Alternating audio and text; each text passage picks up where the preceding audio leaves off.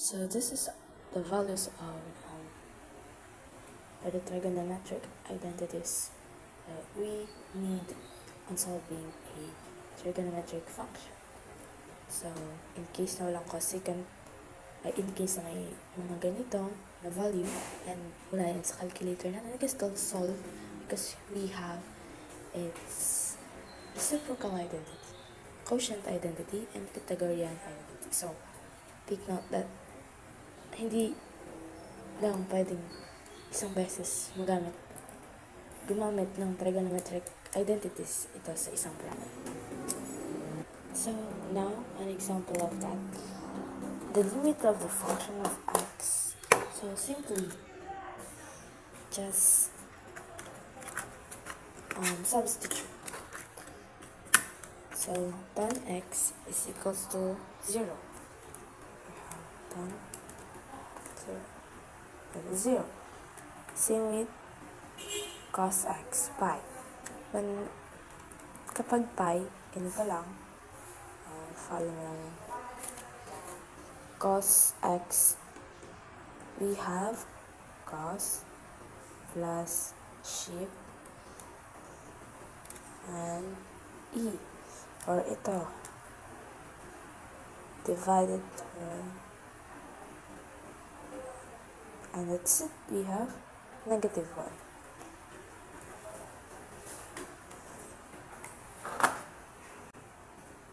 Next is the limit of the function of 2x. So simply substitute, and since same lang naman, pwede natin makancel. We have sin x. Same sila. Kapag ganito, yung ating fraction is multiply natin sa isang fraction. Over a, pwede natin sila i-cancel. Kinancel natin siya. And may 1 kasi lagi ang isang whole number. May 1 lagi ang denominator. So, ayun. Kaya naalis natin yung 2. Next is the limit of the function of 3 sin x as x approaches 3 pi over 2. So, same lang din. Substitute. Again, hindi mo, pwede mo naman dire-diretso, but yung scoring kasi 1 by 1. So, ang gawin mo, yung nasa parenthesis. Remember, yung parenthesis. Okay? So, yung nasa parenthesis mo na ang ating gagawin. Next is the limit of the function of yung approach. Ito naman to. So, here, meron na tayong problem na wala sa calculator, yung cot x. So, the limit of the function of cot x as x approaches 3 times pi over 4. And that's when we can use our trigonometric function. Now, we have here cot. And yung cot x is equals to cos x over sin x. So, yung cos and sin is existing sa calculator natin. We can now solve for it. Because we can use this up. So, ayan. Yung cot is equals to cos over sin x. Ayan. Then, we have our, since cos x over sin x, substitute yung x. Both. Numerator and denominator. And, pag malagay sa calculator, we have negative 1. Okay? So, basically, kapag wala sa calculator, hanapin sa trigonometric identities, then, if done, substitute, and perform the operations. If it's multiplication, division, addition, hindi lang palagi ng multiplication. So, dito din, second, walang second sa calculator. So, pinalitan natin ang cos, kasi yung second is equal to 1 over cos x. And we have 2 over 1 cos x. So, substitute ulit. Ayan, meron tayong negative 2. Cos 1 over cos x, ay cos pi is negative 1. Ang 1, naging negative 1. 1 over negative 1 is negative 1. And we have 2, and just multiply this one, we have negative 2. Next is the limit of the function of cosecant x. So, same lang din, hanapin mo sa text card yung cosecant, we have 1 over sine x. So, when we got that, we can now substitute. And, napalitan na natin to. Substitute. So, sine pi over 2, we have 1. And 1 over 1 is positive. Now, let's move in a more complex trigonometric function. So, we have 2 tan x over sine x. So, the first thing we should do is solve for it. So, i-substitute po naman natin. And if the answer is indeterminate and 0 over 0, we have to rationalize. So, let us try it. If 0 over 0 na ba talaga siya? Ayan, indeterminate.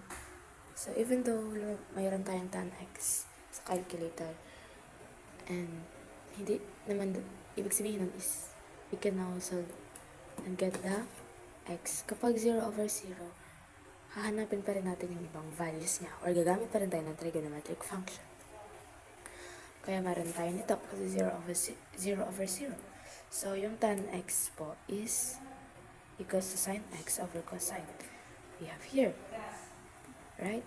Now, to show you in a better, ito po baga, ang itsura niya, ganito. So, ganito po yung itsura niya.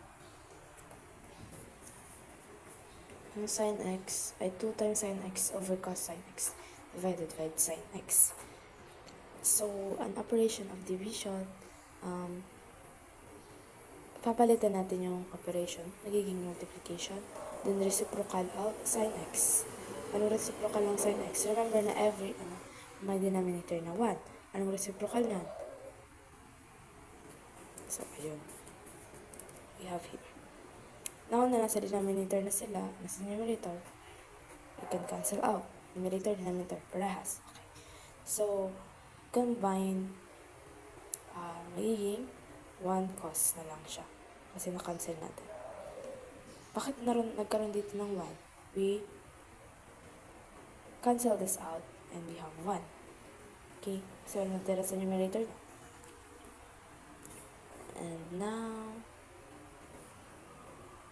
and also, after that, is i-multiply natin. Kunwari, may 1 tayo dito. 1 na nga to. Eh, hindi, kunwari, kung may 1 na nga yun kasi nag-cancel tayo, have still to multiply it dito. So, since 1 cos. Paano pag 2 to? Pwede magiging 2. 2 rin yan. 2 din to. Okay? Hindi. Huwag kakalimutan. So, ayun, take-substitute lang natin yung pi, and hindi na siya indeterminate. Meron na siyang sagot. Hindi na siya 0 over 0. So, we have to substitute this one. We have negative 1, and 1 divided by negative 1 is negative 1. That's it. So, ito, addition naman siya. We still have sine x, and yung cot, wala siya sa calculator and sa trigonometric identity natin. Sa Pythagorean theorem, yes, ayan. Cot is equals to, oh my gosh, this is not Pythagorean theorem, this is a quotient. Okay, basta, ang cot is cos x over sin x. And tan is sin x over cos x. And cosecant is 1 over sin x. So, multiplication ng operation dito sa dalawa, and ito naman, sa pagitan ng cot x at for tan x is may addition. So, ayan, may plus.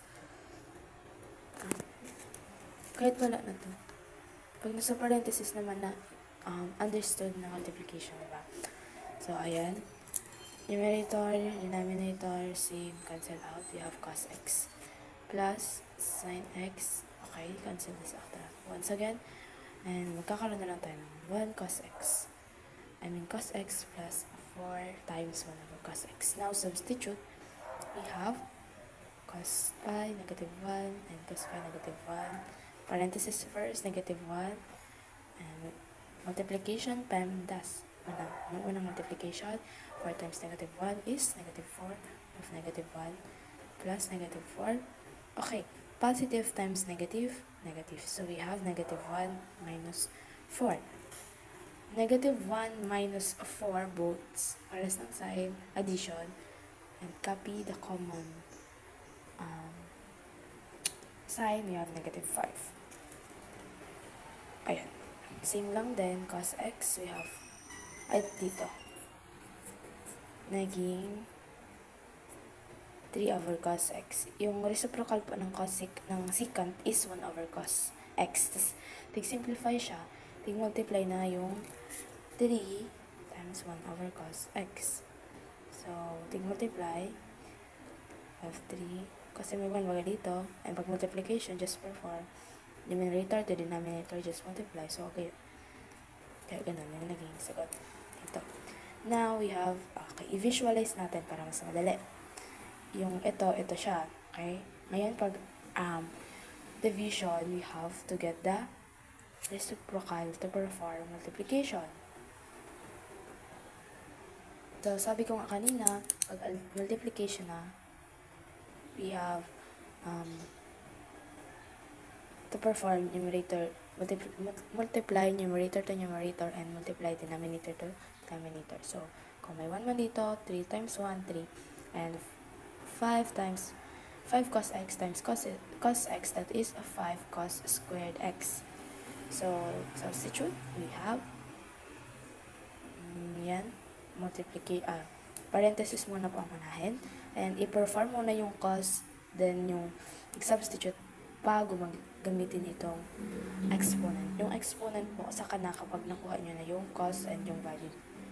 Okay, so we have 0, and 5 times and 0 squared is 0. 5 times 0 is 0 over 3, so we have 0. So now, sa special limits natin, kapag nakita natin na sin x over 4x, ito, sin x over x is equals to 1. And 1 cos x is equals to 0. So, same lang din.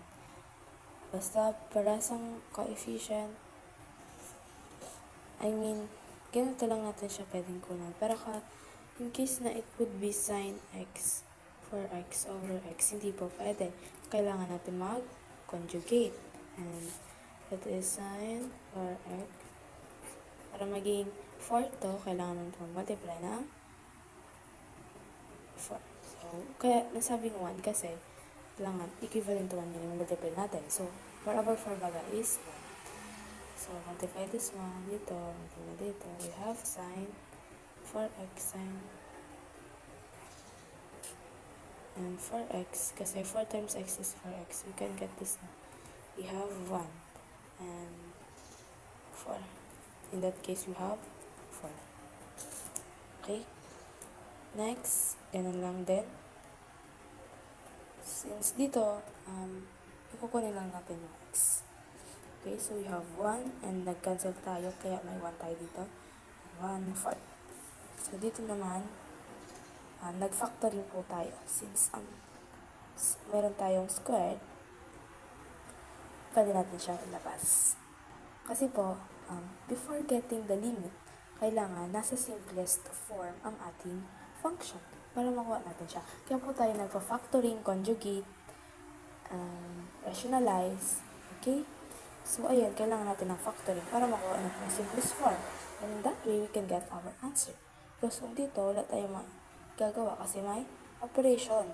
Kailangan natin silang paghiwalayin kasi makakapag-cancel lang tayo ng denominator numerator kapag multiplication yung nandito. Kasi pag pag minus, ibig sabihin is iisang term lang sila.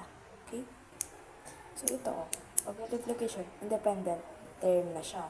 We can now cancel this out. So, cos x, and we have sa ating special trigonometric limit, pag 1 minus cos x, we have 0. Ayan, naging 0 siya. So, cos x na lang natira, and 0. And substitute. So, cos 0, we'll get, cos 0 po is 1. So, 0 times 1 is 0.